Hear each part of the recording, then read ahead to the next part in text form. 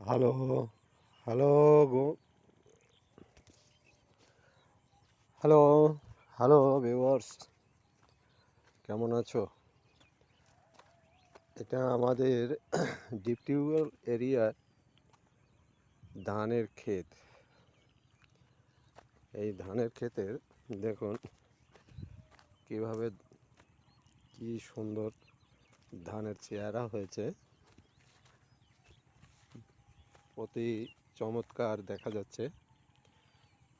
এখানে ধান চাষ এবং রজনীগন্ধার চাষ,